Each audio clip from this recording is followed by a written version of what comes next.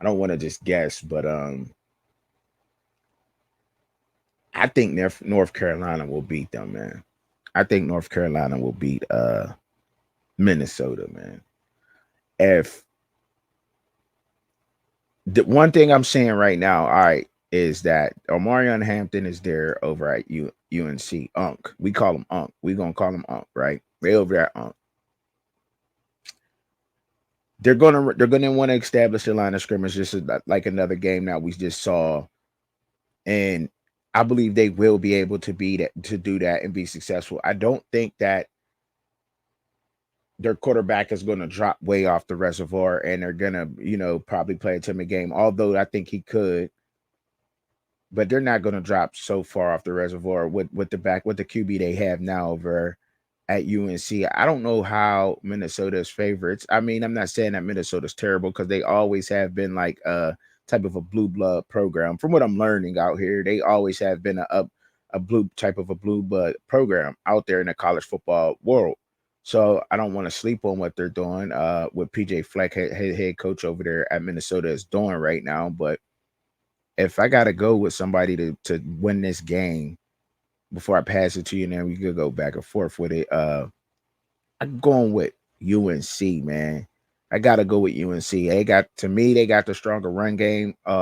Even though I feel that Minnesota may have a better pro overall game plan for them, but I just don't see UNC giving this game up, man. I just don't see it, bro. Um, Maybe you could convince people out there that Minnesota will beat UNC. I don't see it though. What you think? I mean, me personally, like I said, I'm not. I know Minnesota had a decent year last year. I'm not gonna say an exceptional year. They had a decent year last year. I think they're building some things right now. Again, like I said, in the age of the transfer portal, it's really hard to really just say for a fact, hey, this team is going to be the one that's going to be the prevailing favorite. If you would have looked at this game again maybe 5 years ago, you'll say, hey, no brainer. UNC pulls it out because UNC has a little bit more cachet in their conference, which is the ACC, whereas Minnesota is one of the below, kind of average programs in the Big Ten. But, you know, with what's going on now, they very well could, pull it out. I think I was listening to Coach Hayes. He had a guy on his show the other day, and he brought up North Carolina, and he said that they'll probably be rotating back and forth between both quarterbacks. So anytime I hear something like that, What's to good, me it's a red flag. To me JB? it's a red flag because it tells me that you can look at it the glass half full, you can look at it half empty. You can look at it half full and say, hey, the competition is so fierce we can't pick somebody, or you can Yeah, look at it half empty and say, hey, look, we both guys are up and down. One guy has a good day, the other one has a bad day, and then it's vice versa throughout the rest. So, but I will say this: I know even when Drake May got the starting nod at UNC, I think his initial season leading up to being named the starter, I think he was enthralled into a very tough competition where he ended up, actually pulling it out. So, so that's not something that UNC is kind of a stranger to. But all right. I do think that the sooner they get this figured out, I think the better the better it is. They have a new defensive coordinator, Jeff Collins, who is known to be an aggressive, DC. There's some athletes over there on the UNC roster. I do think the defense has been one of the biggest Achilles heels for that program. So if Jeff Collins can show that, he can get that defense into shape, then I think they can, take a little pressure off of, Omari and Hampton because, you may can get in a situation where you force some turnovers. Man, that boy. But like you said, again, have to establish a line of scrimmage. And one thing we know about Big Ten football, with the exception of Ohio State, Mm-hmm. establishing the line of scrimmage, especially along the offensive line, is something that those teams do very well. So UNC is going to have to be prepared, um, They're gonna be prepared for that. You know what I mean? Like I said, it's a lot of Hmm. enthusiasm at Minnesota. Like you said, some people feel like they are the favorite to win this particular game, and like I said, they very well may should be. I know that's not correct English, but we're not a grammatical channel over here, so Right. excuse my Man, you good. excuse my grammar. But I don't know. I'm 0 for 1 right now, but it is what it is. But I probably would. I probably would lean towards UNC in this game too. Yeah. Yeah. Yeah. Because I mean, yeah. I mean, well, now I think it. Now listen. We supposed to get another good game up out of this one. I mean, according to what they're putting down out there as far as the world. But look, they have not been right. Let's just call it what it is. Vegas has been off a little bit, bro. I don't know what's going on with college football. This must be the change that we're seeing with the transfer portal in college football. We might be headed into that a little bit faster than what we think, y'all. Like realistically, look at what's going on, right? I mean, 11 and a half point favorite. I mean, under 11 and a half point underdog winds up winning a game by 3.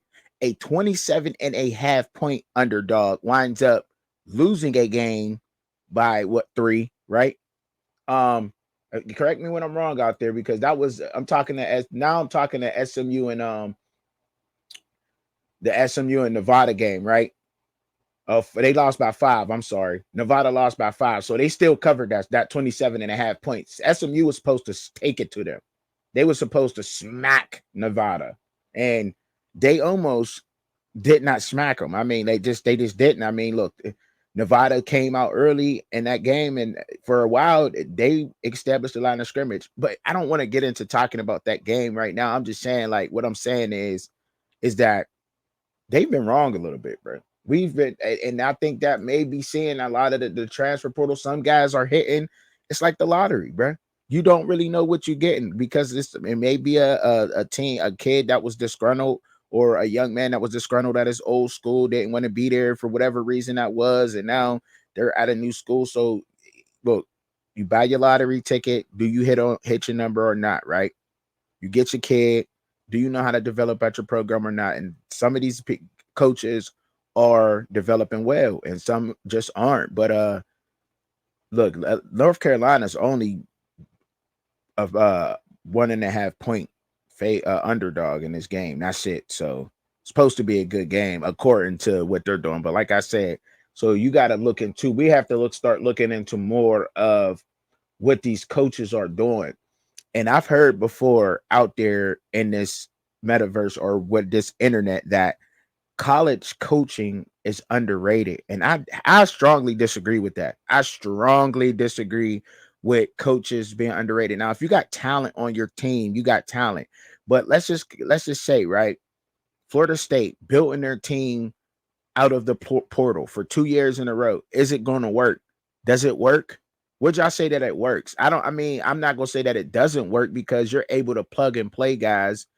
Some teams are able to plug and play rather than just going into the portal and grabbing guys.